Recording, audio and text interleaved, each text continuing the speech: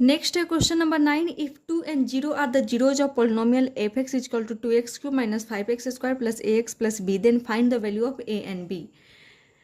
हमें एक polynomial given है एफ एक्स इक्वल टू ये, एंड गिवन है कि 2 and 0 इस पोलिनोमियल का क्या है, जीरोज है। इट मीन्स कि f2 इक्वल टू 0 हो जाएगा एंड f0 इक्वल टू 0 हो जाएगा।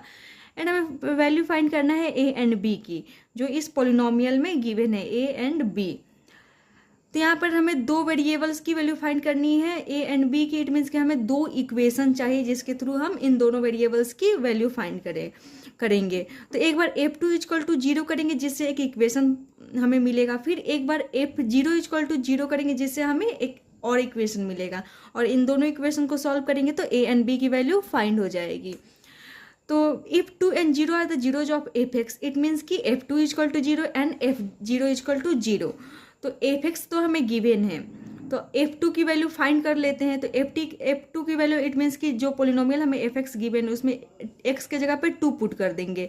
तो जहाँ जहाँ x है हमने वहाँ पे 2 पुट कर दिया, तो क्या f2 की वैल्यू आया -4 + 2a + b। ये f2 की वैल्यू है। एंड 2 क्या है इस पोलिनोमियल के, जीरोज। इट मीन्स कि f2 की वैल्यू क्या होगा, 0 होगा।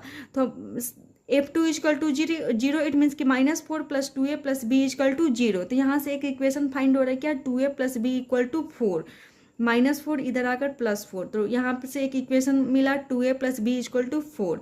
अब हम सेकेंड इक्वेशन फाइंड करेंगे। तो यहाँ पर f2 की वैल्यू हमने फाइंड किया एंड उसको 0 से इक्वेट किया तो एक इक्वेशन मिला। अब हम f0 की वैल्यू फाइंड करेंगे, फिर उसे 0 के इक्वेट कर देंगे तो हमें दूसरा इक्वेशन मिलेगा। यहाँ पर f0 फाइंड कर लेंगे, तो f0 क्या हो जाएगा, जहाँ जहाँ पोलिनोमियल में x है वहाँ पे 0 पुट कर देंगे। तो 2 × 0 का क्यूब -5 × 0 का स्क्वायर प्लस a × 0 + b। तो जब हम इस पोलिनोमियल में x की जगह पे जब 0 पुट करेंगे तो हमें क्या मिल रहा है, f0 की वैल्यू b मिल रहा है।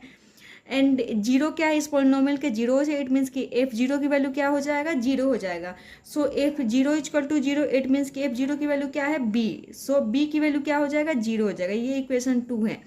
Now put b equal to 0, हम यहाँ पे b की वैल्यू क्या आ जा रहा है, 0 आ जा रहा है।